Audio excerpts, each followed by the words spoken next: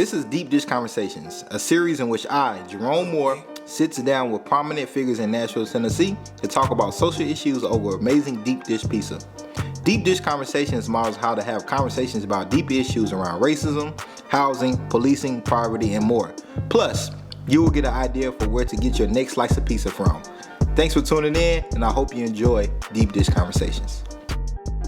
What's going on, everybody? This is your host and creator of Deep Dish Conversations, Jerome Moore, and we're back with another amazing episode of Deep Dish Conversations. And if you ain't noticed, all of these episodes are amazing, so I just put that in there because, you know, it sounds good. But we have with us today for this episode, Jorge Salles Diaz, community organizer with Workers Dignity, an amazing organization here in Nashville, which we're going to learn a lot more about in a few seconds. But me and Jorge originally met at a sunrise movement. Do you remember that? That's right. Yeah. And so I don't know if you remember that. Yeah. Who knew everything that would happen after that? And I think I had just returned back from China. That's right. In October, and I was just kind of getting back, integrated in the city and organizing and kind of see what's going on, and end up running into Jorge and some of your other peers there, and just had a good conversation. And you know when you just meet somebody that just got good energy and just got good vibes, you just mean well, man. And I just knew right then that you were just a good person. Didn't know if you was criminal or anything, but I knew you was a good person. I knew you was a good criminal if you was, but no, man, Jorge is a really good guy, and I'm excited for people to learn more about you, man, and the work that you do, and more in particularly with the immigrant and the refugee, the Latinx community here in Nashville, which is thriving, is growing, but man, like other minority populations can be overlooked sometimes, right? And so, man, I'm excited. How you feeling, man? I'm good, Jerome. Thanks for having me, man. Appreciate it. Nashville is a small town, so right. I hear about you from here, I hear about you from there, but hopefully they we hadn't sat down to talk in a while. I'm glad. Yeah, man, and I think I was trying to get you on last season. Then it didn't work out. Oof. But last summer, man. Last summer. But we back with season 2, man. Bigger and better, man. And I hope you enjoy this. You got the OMG pizza. And so, so, we advocate pizza for breakfast here. So, Jorge, man, can you tell us a little bit about your role at Workers Dignity, and kind of what you do, and kind of, the impact that they have here in Nashville? Yeah, for sure. So, Workers Dignity has been doing grassroots organizing for 11 or so years. Okay. But we're at a point where our work is the most exciting that I felt in my organizing life for a while. I'm really, really excited. We're trying to create a multiracial base. We're doing a power analysis that I think is very, very important. And just being in that room with those conversations has been incredible. So we're working to unite the people who are traditionally left out of political spaces, right, of labor movement spaces. So we always talk about who are your people, right, and so in our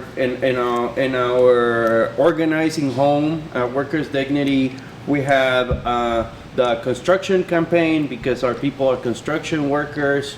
We have our the Black Nashville Assembly. We have and we have several programs as well. We have a radio. We have and the program that I've been focusing on recently is we call it Workers Nights. Okay. So workers that have had their wages stolen, that have had an accident in the workplace. Right. You know how the laws here in Tennessee are designed. But I mean, Governor Lee is a construction developer, right? So he's the one figuring out workers' comp and all those laws, and so the laws are not on the side of the worker, and these are workers that traditionally have been left out of the labor movement. So what we're trying to do is, and what we're doing effectively and have been doing it for a while, is building power in those areas. Right. And that's our bread and butter, and that's what I'm focusing on right now. Wage theft and people that have been injured at the workplace, and we're not lawyers. We don't go through the court. We believe that the power is in the workers. Right. And that's how we do things. Man, that's amazing, man. And workers dignity get busy. Like, like they will show up at your house. They will show up at your job place. They get busy. And so for people who may not understand, man, like, so what is like a typical like protocol or process if one of you a construction worker comes to you out and say, hey, I'm not getting paid my fair wage, or I'm not getting the workers' compensation because I was injured on the site. Like, what is that process like? So, or if y'all hear about like an employer just not being fair to the workers. And we got people that, so our workers' nights are on Thursdays, and people just come, and if a worker comes and says, hey, I was not paid, my wages are owed, first we do an intake where you like figure out what's going on, because like you gotta get the facts straight, and the construction industry is very complicated. I don't understand it.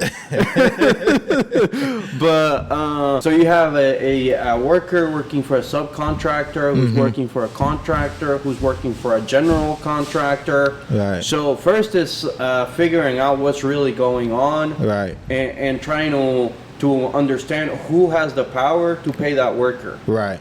And it's not always the subcontractor here. Right.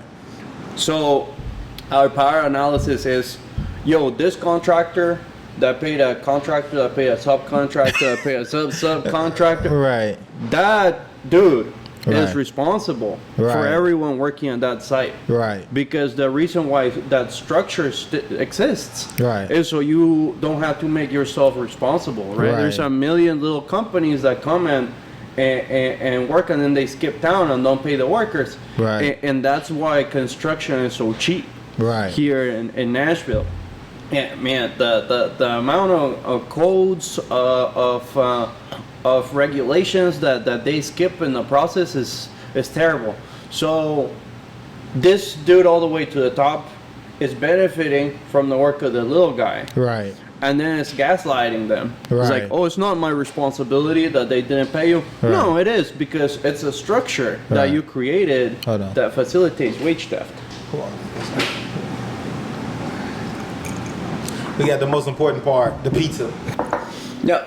So I was saying, you have the general contractors telling the workers that it's not their responsibility that they get their wages stolen, but then they benefit from that from the cheap prices that are only possible because of wage theft. So what we do is we do public pressure campaigns. And definitely our largest one is Armando's campaign, Armando Arzate. You should have Armando here. He's hardcore. Armando, come on, Armando's hardcore. Come on, Armando. But Armando was doing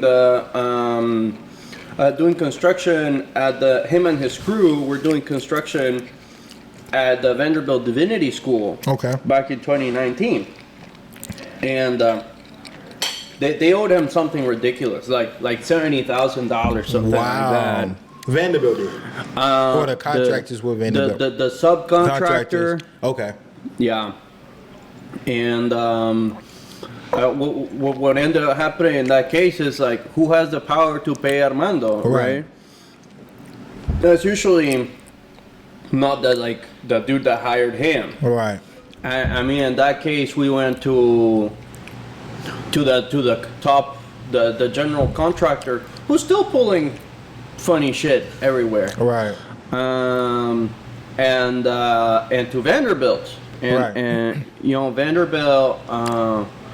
A lot of students put pressure. A lot of administration put pressure on Vanderbilt to pressure this company to get Armando his money, and it worked there.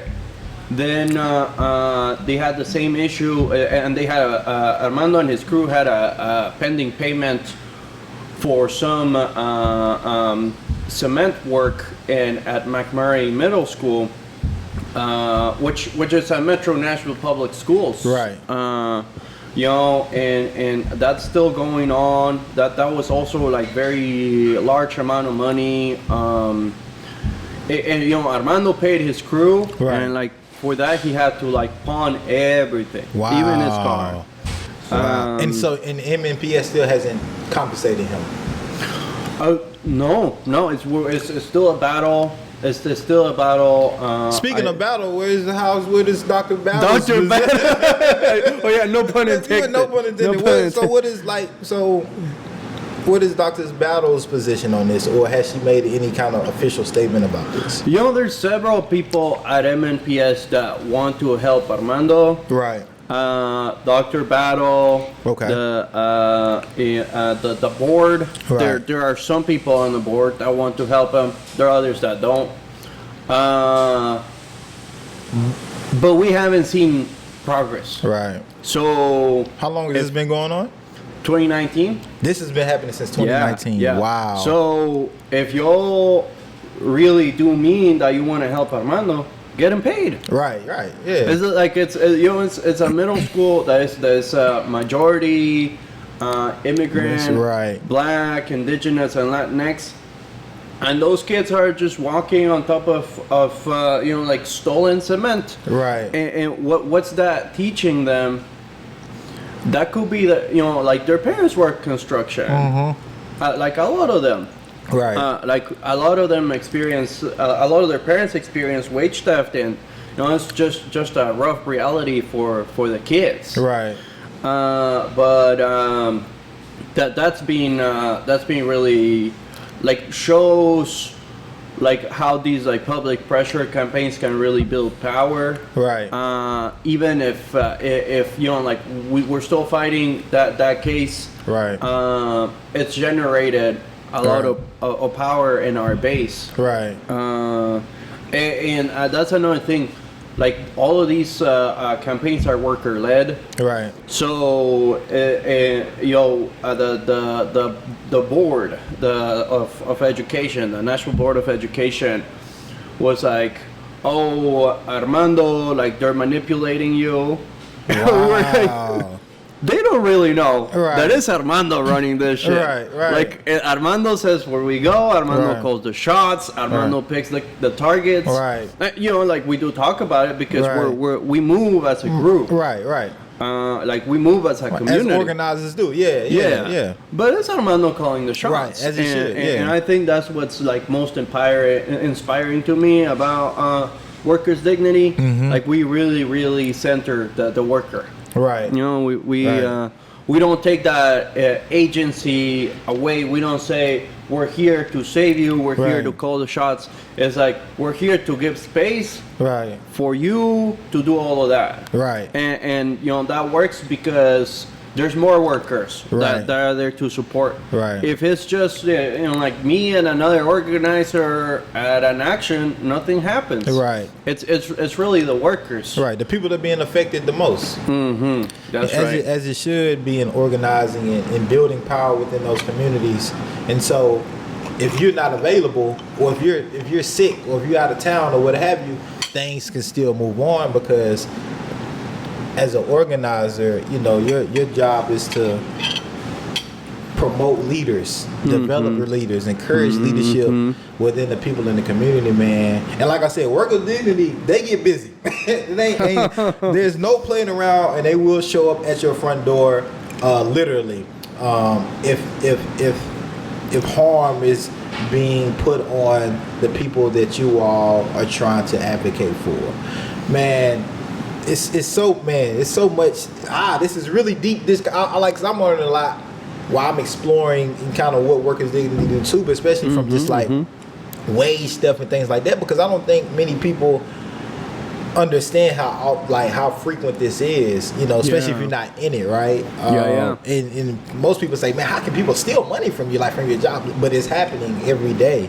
And so, man, for those that are watching right now, what are some ways, I guess, that they can support or Armando or another person that is being affected by wage theft or something in construction or something, just, you know, labor laws in general? I think the first step is send us a Facebook message. Okay. Workers Dignity. We're on Facebook. We're on Instagram. All right. Hit up those DMs. No, but for real though, like, you know, that's how I started. Right. You know, I was like, this is really cool. Right. Let me see how I can, you know, be a part of it. Right. And that's another really cool thing about Workers Dignity.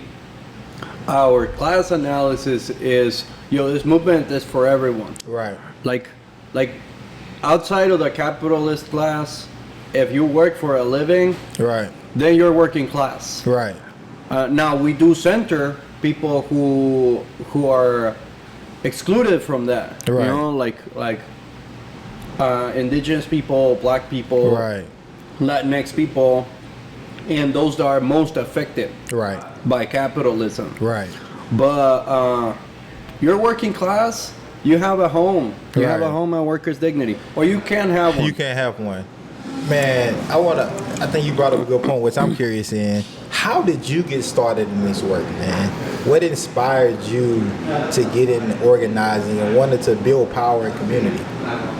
That's a great question. So I think I started reflecting on theories of change, really, like 2019, 2020. Because I didn't have clarity. Like, you know, I knew in my heart that I wanted to do good. Right. Which is a liberal thing to say, right? Oh, I'm gonna do good. Yeah, right. I want to do good. I want to help people. Yeah. But when I started working in advocacy roles and helping do policy, helping do case management, because you know, like the bulk of my professional career has been like relatively low wage, like case management work at a nonprofit. Right.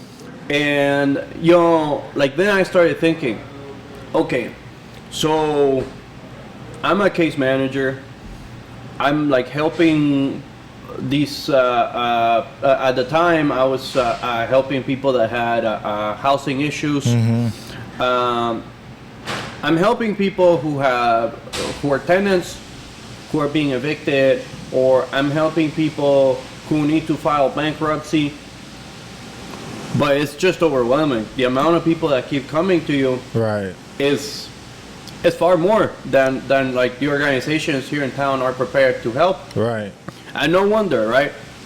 Because it's not addressing the root cause of these issues. Right. And so then I was like, I need to get into systemic work.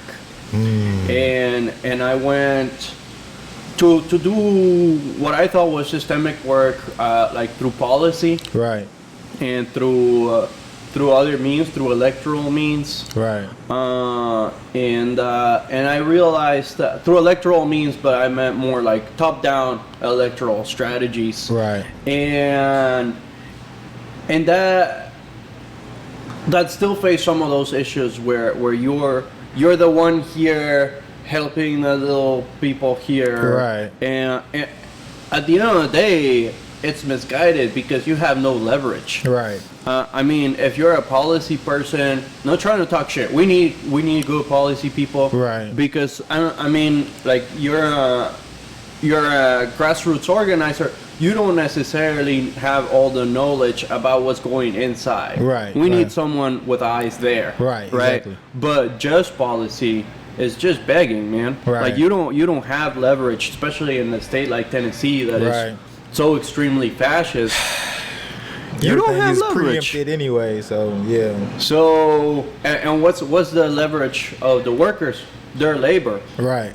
And that deeply resonated with me. You know, if I dream, man, I dream. Tomorrow we have 3 radical unions, and we have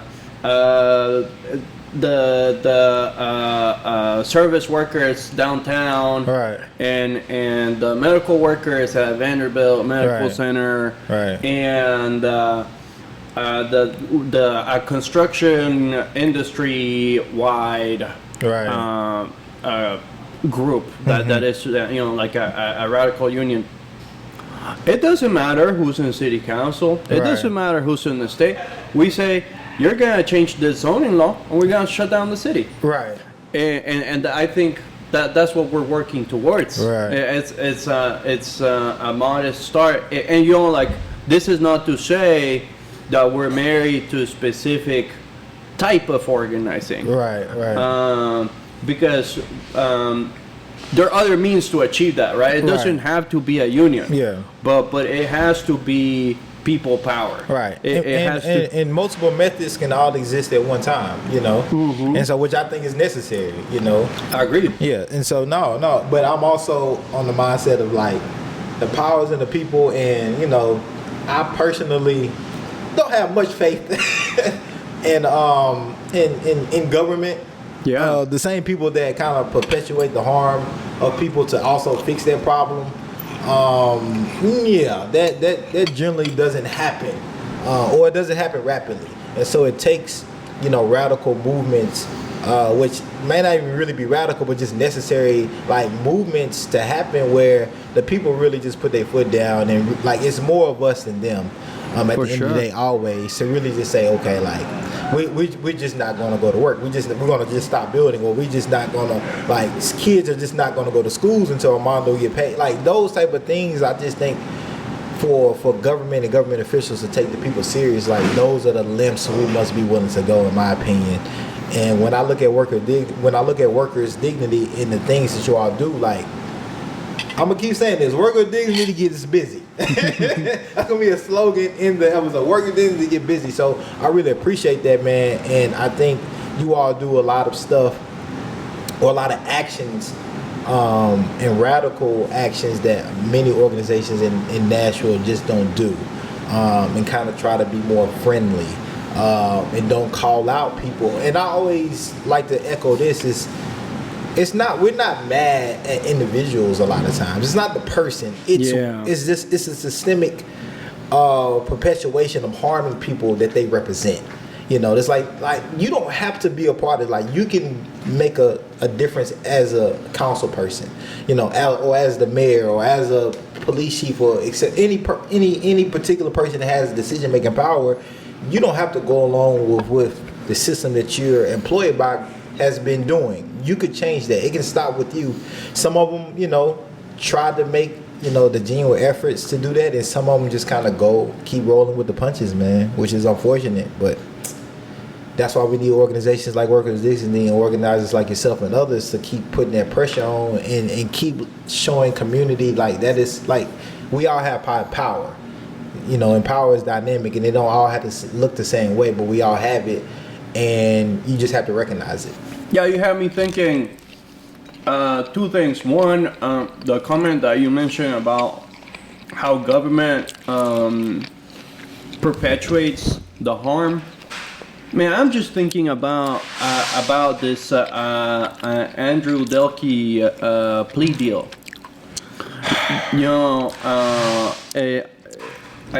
That's massively fucked up.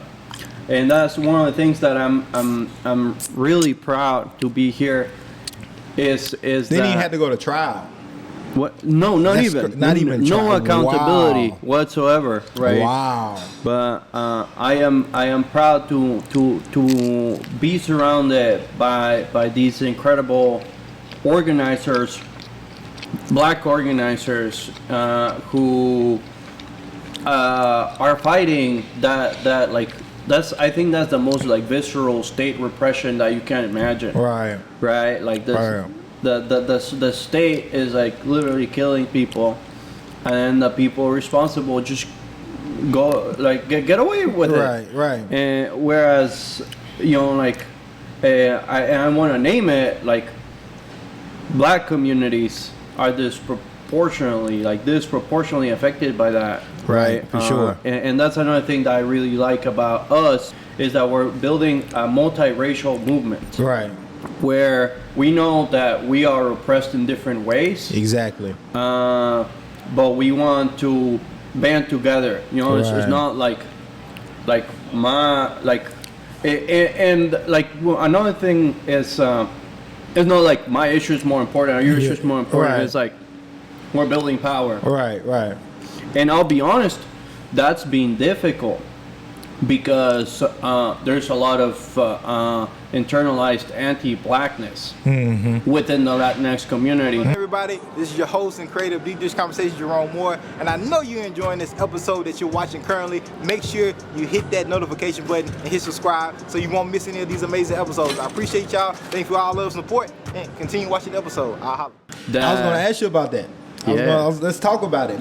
Because I've lived in Costa Rica, I lived in Paraguay, and I've been in other countries in Central America. Just stop by, and so I've been in contact with Latinx community that are your complexion, and Latinx community has been my complexion, and there's definitely something there, but I'm not directly from or in that community. And so it's really not my issue to speak on. But I would definitely like for you to break it down to us on that anti-blackness in the Latinx community so people can just be aware, educated, and do more research on it. But these are the type of conversations that I want us to have on Deep Dish Conversations, because I just think a lot of people just don't know. Yeah, for sure. Yeah, there's a lot of unlearning that we gotta do. Because at the end of the day, our futures are tied together. Right. Like, we all need liberation. Like, none of us are free till all of us are free, right? Like, I really actually think that's true. But we have this legacy of colorism where, so we had a caste system in Latin America where, white people were at the top, as usual, right? Because of colonialism. Right. Then you had mixed race people, and then you had indigenous and black people at the bottom. And some people, man, you know what's sad? A lot of Latinx people conceptualize themselves as white. And that's no mistake. Right. The government, like the U.S. Census, the category is white Latino. Right. Who I think is white Hispanic. Right. What does that even mean? So my people, a lot of us align with whiteness. When you think white people give a fuck about us, right? Why do you think that? Is it because of they understand or have the perception white is better? White is I have more opportunities if I conceptualize with being white, whether that's physically and or mentally. Why do you think that is? Because it's the world is crazy, and once you leave the United States, you see a lot of different cultures wanting to be whiter or just white supremacy is that shit is deep, man. It's really deep in even in China, when you would think where everybody pretty much is homogenous anyway, everybody pretty much looks the same, right? Yeah. It's still, man, they want to be more pale, man. It's crazy. And we think that, I think and I know you've obviously been outside the United States, but we think that white supremacy is just here a lot of times as Americans, because we deal with this black-white thing all the time, it's embedded in our culture. But then once you leave, you see the effects that this white supremacy has on damn near everything. My context is Guatemala. That's where I was born and raised. The country is majority indigenous, and yet I'm not white, right? But I enjoy white privilege there because of my proximity to whiteness. Because if you're indigenous or you don't speak Spanish, your poverty rates are double. Wow. Your likelihood of going to college is a fifth of what it otherwise would be. Right. We have 20 million people, and I think we have like 1 or 2 Congress representatives that are indigenous, even though more than half the country is indigenous. Right. So you get tangible material rewards Right. for trying to approximate whiteness. Right. And you also get an ethnic and racial fluidity there, because what people do then, there's environmental displacement, there's capitalist displacement. Right. Once you're displaced, you change your clothes. You you no longer wear your Maya outfits. Right. You start speaking Spanish, and your kids don't speak your indigenous language, whether that's Kekchi, Cachiquel, or any other. We have 26 of them, and that comes with a material reward. Right.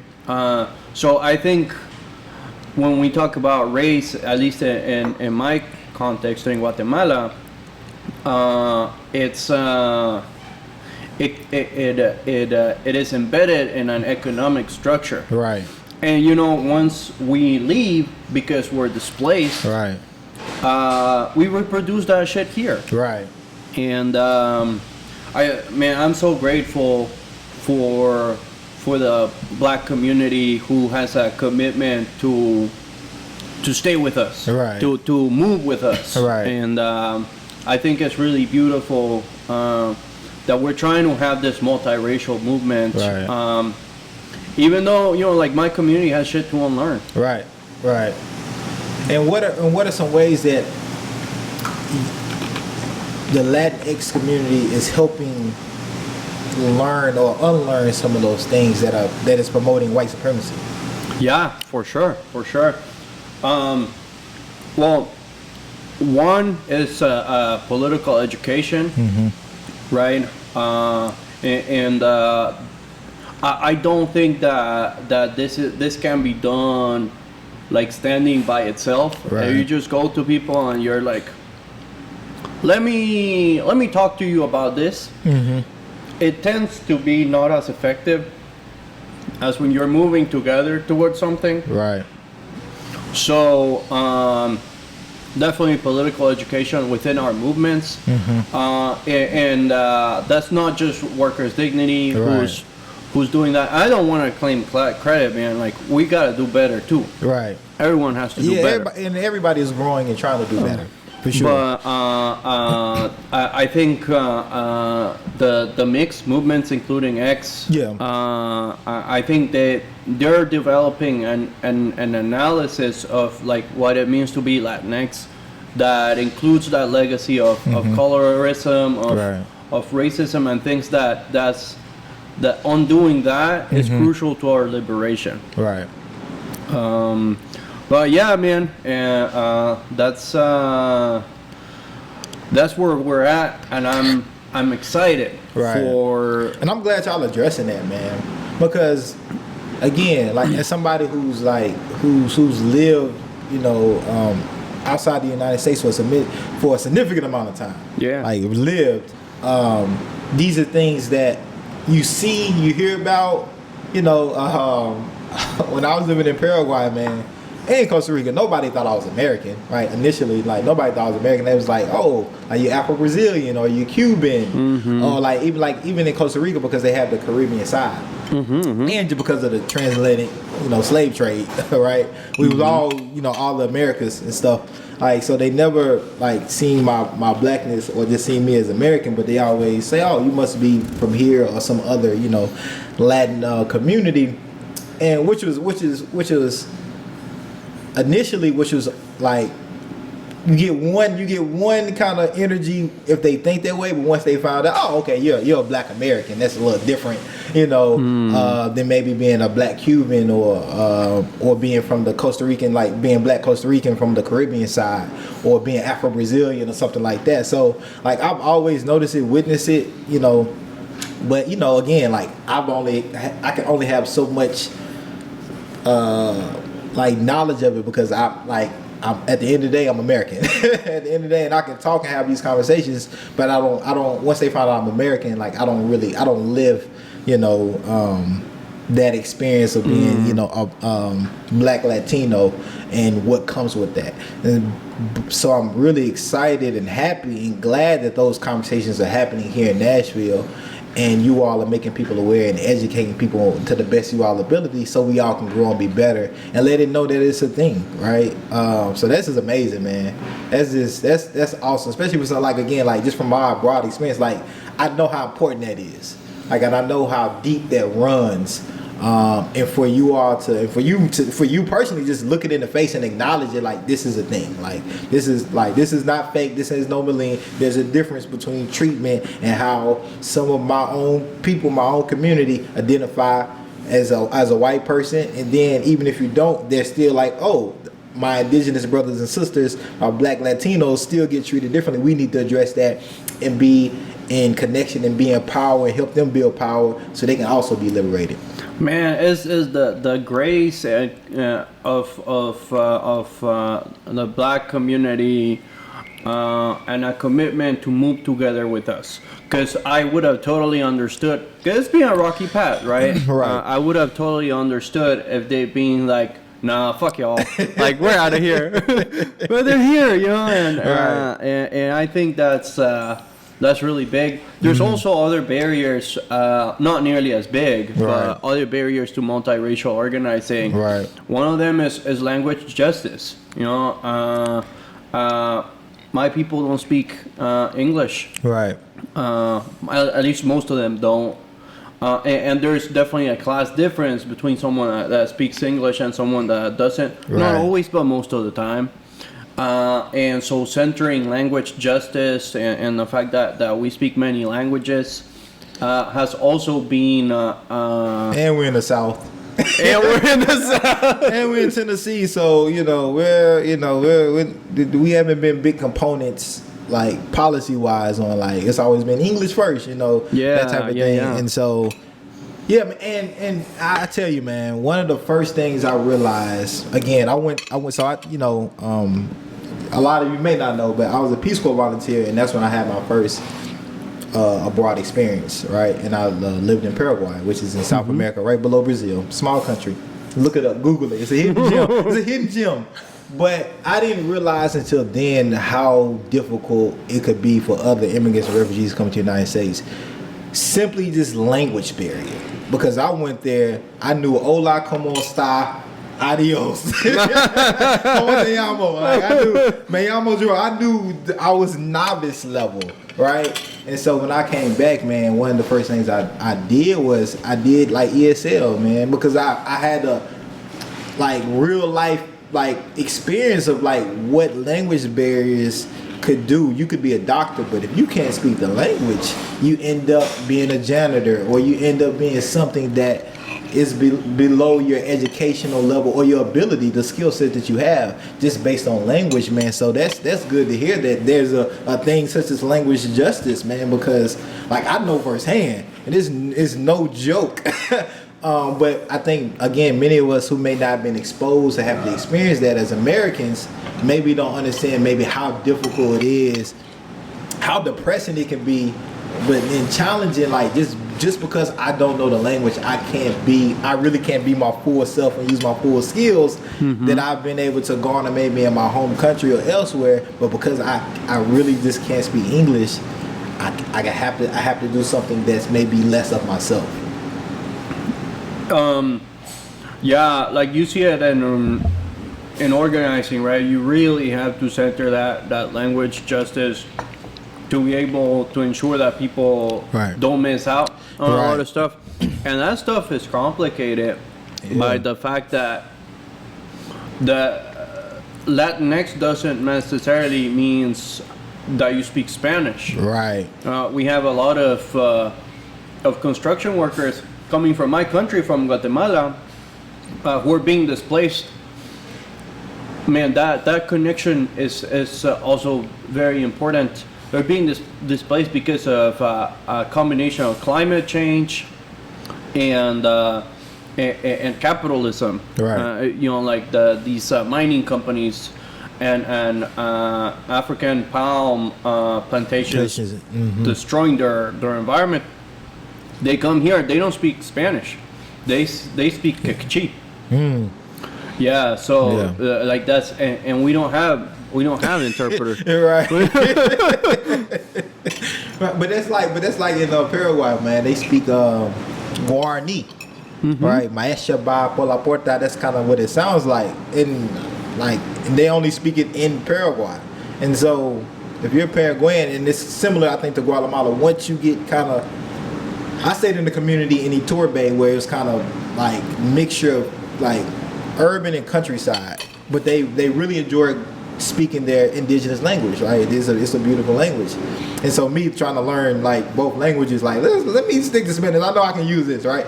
But like if the further the countryside you go, right, it's just they may not know any Spanish. They're just going to speak their indigenous Guarani language. So man, I can definitely understand that. And like, but again, there's not maybe many people that's thinking about that, like immigrants, refugees that's coming over and having an indigenous language. That we probably have fewer in between interpreters that can really serve them. So, man.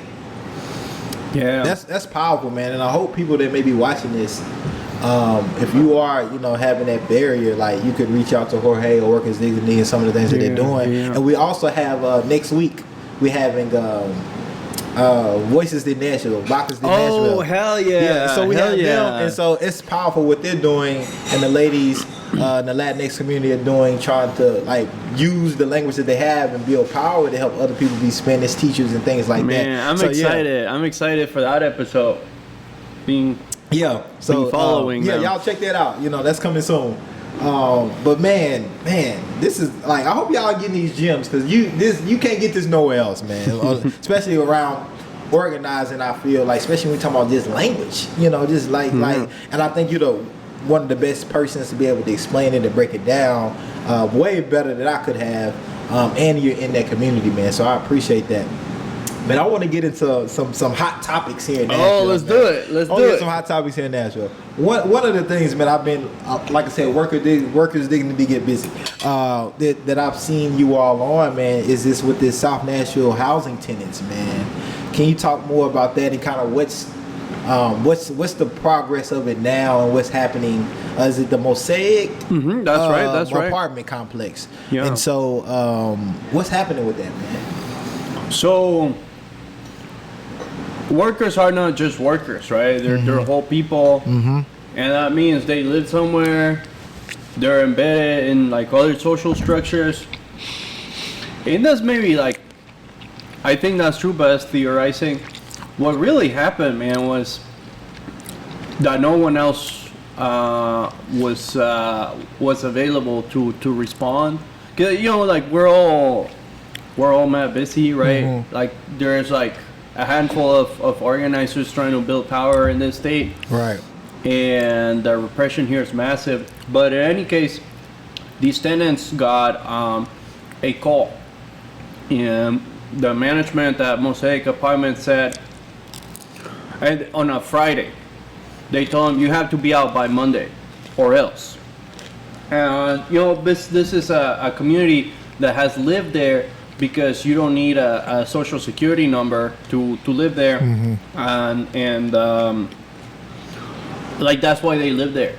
That's why they pay like $1,200, $1,400 for these awful apartments that have holes in the wall and no AC. But anyway, so they called us up, and what we really did, I can't claim credit here. I was there to support, but really the bulk of the work was my coworkers Cecilia and Julio. But they called us up, and we just created space for them to organize. 90 families who were being displaced. Some of them have been living there for 20 years. And what's scary about this, you gotta go or else, is there's been 2 ICE raids there in that same apartment complex in the last 10 years.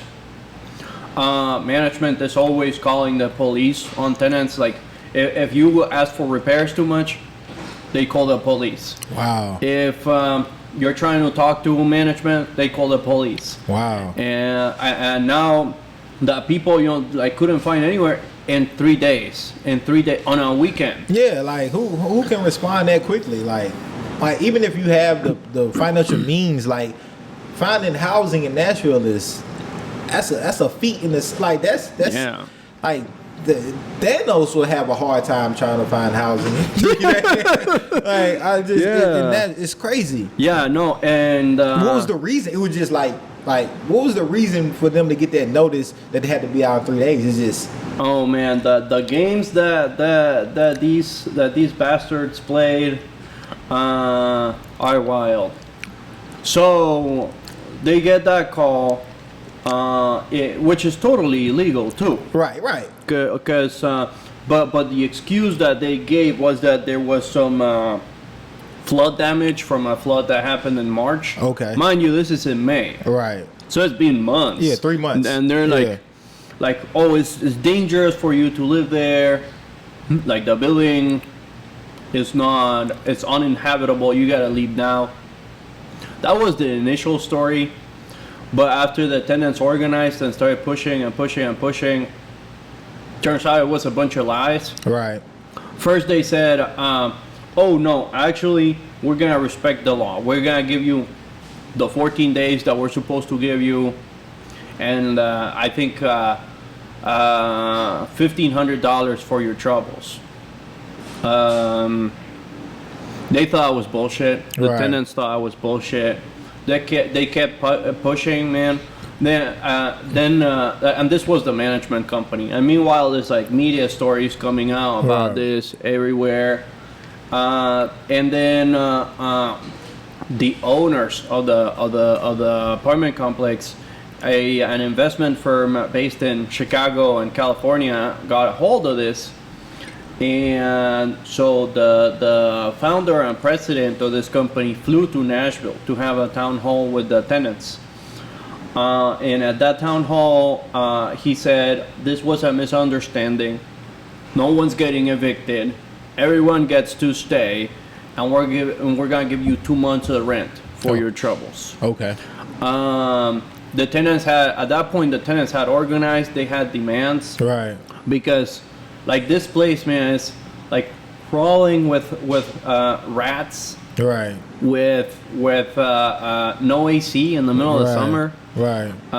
And where work is dignity. It's about dignity. Right. It's like you have the right to live in like not a shithole. Right. Exactly. You paying $1,400 a month.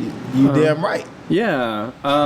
And man, the tenants were like kept pushing for those demands, and they're still fighting for that. But it's been a pretty big win. That's good. Like from like 3 days you gotta leave to you don't have to leave. You have 2 months free rent. Right. And now fighting that they're saying that they're gonna like replace the ACs. Right. If they don't, then the tenants will keep organizing. Yeah. You gotta keep applying that pressure. Yeah, man, that's awesome, man. But the idea of this, we were first moved, but because I don't give a shit who's a worker, who's not a worker. These are people, right? Right, exactly. But these are Nashville neighbors.